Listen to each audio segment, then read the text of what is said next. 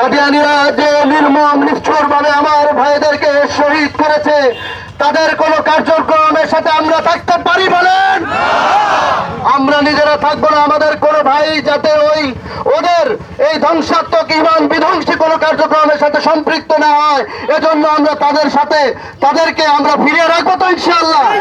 এবং আমাদের কোন মহল্লা মসজিদ থেকে কোন কাদিয়ানী কোন জামাত যাতে তৈরি না হতে পারে এবং কোন জামাত যাতে ঢুকতে না পারে, এজন্য আমাদের সর্বোচ্চ প্রচেষ্টা রাখতে হবে। সম্মানিত বিক্ষুব্ধ তাওহীদের জনতা, এ পর্যায়ে আপনাদের সামনে সংক্ষিপ্ত আলোচনা নিয়ে আসছেন জনাব হযরত মাওলানা মারদান সাহেব। হামিদ ও মুসাল্লিয়া, উপস্থিত আমাদের তাওহীদি জনতা, আপনি অবগত আছেন যে আমাদের ইসলামের যে একটা অন্যতম কাজ দাওয়াত ও তাবলীগ, এই তাবলীগের ভিতরে আন্তর্জাতিকভাবে ষড়যন্ত্র করে বিভাজন তৈরি করেছে। সেই বিভাজনের মাধ্যমে রাতের অন্ধকারে আমাদের তাওহীদি জনতার প্রতি হামলা করেছে। আজকে আমরা দেখতে পাই মিডিয়াওয়ালারা এই হামলাকে সংঘর্ষ বলে প্রচার করতেছে।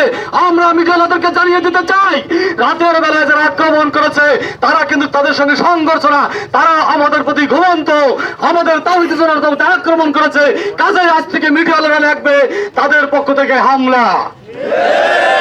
আর যারা আমাদেরকে হামলা করে হত্যা করেছে, আমরা সরকারের কাছে দাবি জানাচ্ছি, হামলার যেহেতু বাংলাদেশ সর্বোচ্চ হত্যার শাস্তি হলো মৃত্যুদণ্ড, কাজেই যারা এই হামলার সঙ্গে হত্যার সঙ্গে জড়িত তাদেরকে বাংলার জমিনে কেসাসের মাধ্যমে ফাঁসির মাধ্যমে তাদেরকে বিচার করতে হবে।